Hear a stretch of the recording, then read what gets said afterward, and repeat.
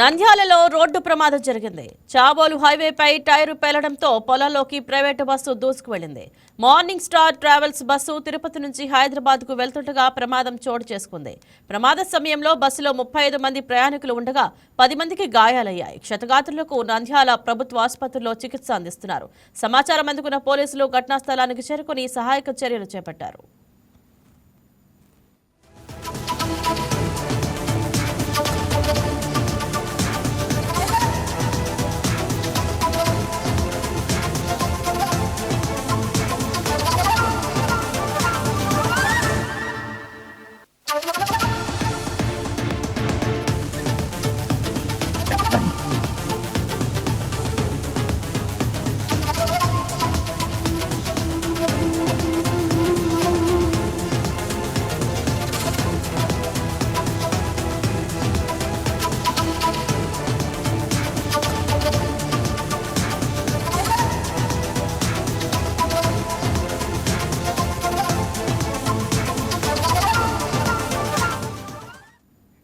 దీనిపై మరింత సమాచారం మా correspondent Muralikrishna phone in live లో సిద్ధంగా ఉన్నారు. ఎస్, గుడ్ మార్నింగ్ మురళీకృష్ణ, చెప్పండి అసలు ఈ ప్రమాదం అసలు ఎలా జరిగింది, ప్రస్తుతం అక్కడ పరిస్థితి ఎలా ఉంది?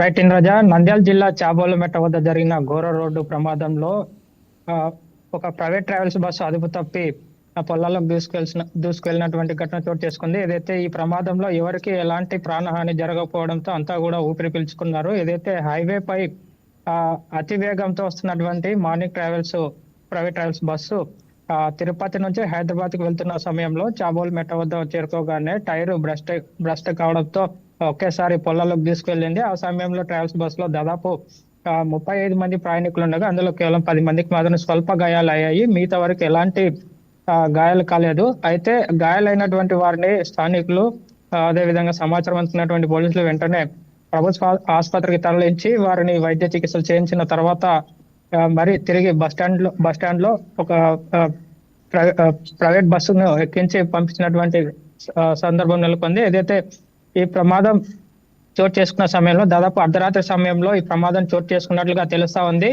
వీళ్ళంతా కూడా తిరుపతి నుంచి హైదరాబాద్ కు ప్రయాణిస్తున్నటువంటి ప్రయాణికులు, హైదరాబాద్ కు వెళ్ళేటటువంటి ప్రయాణికులు ఒకేసారి బస్సు పొలాల్లోకి దూసుకువెళ్లడంతో అందరూ కూడా భయభ్రాంతులకు గురైన నేపథ్యంలో అక్కడ ఉన్నటువంటి టోల్ ప్లాజా సిబ్బంది కావచ్చు, అటుగా వెళ్తున్నటువంటి మిగతా వాహనదారులు కావచ్చు, ప్రమాదానికి గురైనటువంటి బస్సులో ఉన్నటువంటి ప్రయాణికులను హుటాహుటిన కిందకు దించి అటు ఆసుపత్రికి తరలించి వైద్య చికిత్సలు చేయించినటువంటి పరిస్థితి. గాయపడిన వారిని ఏ ఆసుపత్రికి తరలించారు?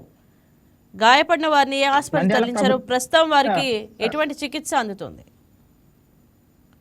ఈ ప్రమాదంలో గాయపడిన వారు దాదాపు 10 మందిని, వీళ్ళందరినీ కూడా నంద్యాల ప్రభుత్వ ఆసుపత్రికి తరలించి ప్రథమ చికిత్సలు చేయించి వారిని తిరిగి గమ్యస్థానానికి చేర్చారు. అయితే ఈ ప్రమాదంలో ఎవరికి కూడా ఎలాంటి ప్రాణహాని జరగలేదు. ఎవరికి కూడా భారీ స్థాయిలో ఎక్కడ కూడా గాయాలు కాలేదు. కాబట్టి అంతా కూడా ఊపిరి పీల్చుకున్నటువంటి పరిస్థితి నెలకొంది. అయితే ఈ హైవేలో తరచుగా ప్రమాదాలు జరుగుతుండడం కోసింత ప్రయాణికులను భయాందోళన గురి చేస్తుంది. తరచుగా రాత్రి సమయంలో ఇలాంటి ప్రైవేట్ ట్రావెల్స్ బస్సులు కూడా ప్రమాదాలకు గురవుతున్నాయి. ఇటీవల కాలంలో చూసుకోవచ్చు, ఇదే రహదారిలో ఒక ప్రైవేట్ ట్రావెల్స్ బస్సు అగ్నికి ఆహుతై పూర్తిగా దగ్ధమైనటువంటి పరిస్థితి నెలకొంది. ఆ ప్రమాదంలో కూడా ఎలాంటి ప్రాణ నష్టం జరగకపోవడంతో అంతా కూడా ఊపిరి పీల్చుకున్నటువంటి పరిస్థితిలో కొంది. ఈ రకంగా కర్నూలు జిల్లాలో కలకలం రేపింది ఉలిందకొండ ప్రాంతంలో జరిగినటువంటి బస్సు ప్రమాదంలో ప్రైవేట్ ట్రావెల్స్ బస్సు అగ్నికి ఆహుతై దాదాపు 19 మందికి పైగా సజీవ దహనం అయ్యారు. ఆ బస్సు ప్రమాదం జరిగిన తర్వాత నంద్యాల జిల్లాలో ఈ రకంగా బస్సు అగ్నికి ఆహుతైంది. తర్వాత తాజాగా ఇలాంటి సంఘటన బస్సు టైరు పేలి ఏకంగా పొలాలకు దూసుకెళ్లినటువంటి సంఘటన. ఇలా తరచుగా హైవేల్లో ప్రమాదాలు చోటు చేసుకుండడంతో ప్రయాణికులంతా కూడా భయాందోళనకు గురవుతున్నారు.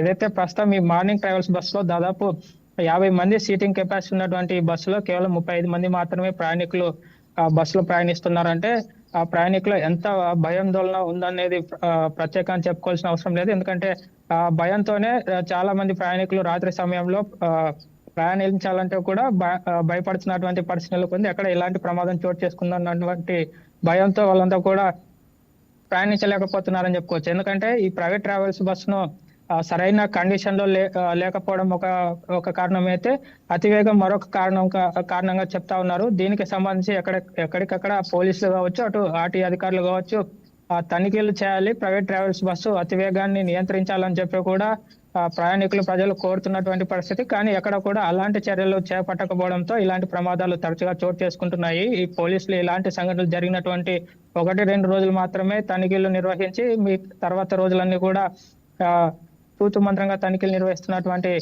పరిస్థితులు నెలకొన్నాయని చెప్పి కూడా తెలుపుతా ఉన్నారు. Indraja. Right, thank you Muralikrishna.